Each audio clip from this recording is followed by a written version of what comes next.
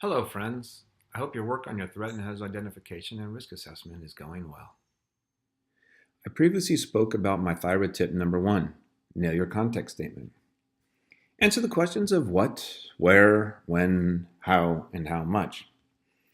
And once we've completed that step, we move on to step number 3, establishing your capability targets. And this is when the THIRA gets really tedious, as you work through the 32 core capabilities defined in the National Preparedness Goal. And leads me to tip number 2. Actually open up and use the National Preparedness Goal as you work.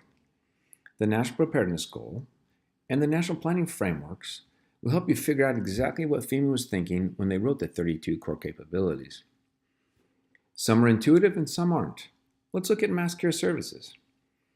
Provide life-sustaining and human services to the affected population to include hydration, feeding, sheltering, temporary housing, evacuee support, reunification, and distribution of emergency supplies. Pretty straightforward. But let's look at long-term vulnerability reduction and community resilience. They will both talk about resilience. Long-term vulnerability reduction says, build and sustain resilient systems, communities, and critical infrastructure and key resources lifelines so as to reduce their vulnerability to natural, technological, and human-caused threats and hazards by lessening the likelihood, severity, and duration of the adverse consequences. Now let's look at community resilience.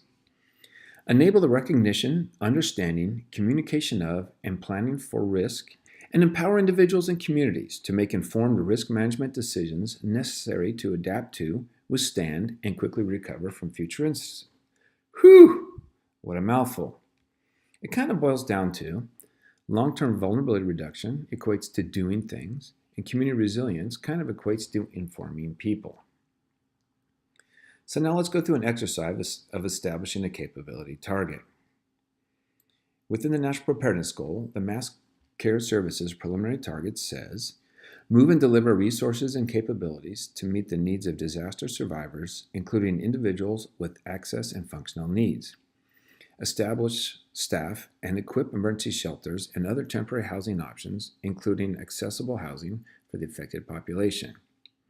Move from congregate care to non-congregate care alternatives and provide relocation assistance or interim housing solutions for families unable to return to their pre-disaster homes.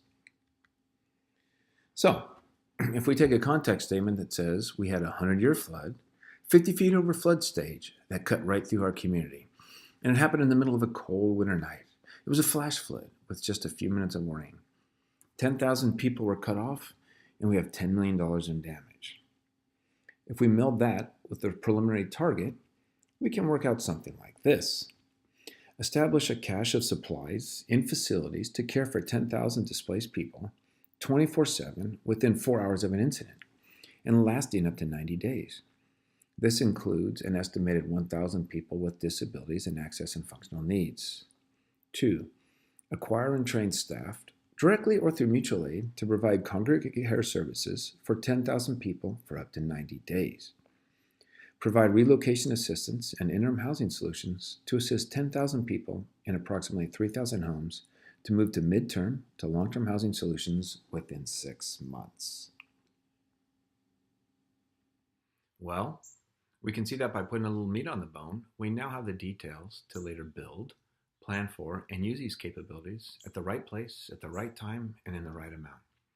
If you're undaunted and going to work the THIRA yourself, my best to you. If you'd like a little help, even if it's just reviewing and tweaking your THIRA, give me a shout at randy.brawley@wiseoakconsulting.com. See my website for more, www.wiseoakconsulting.com.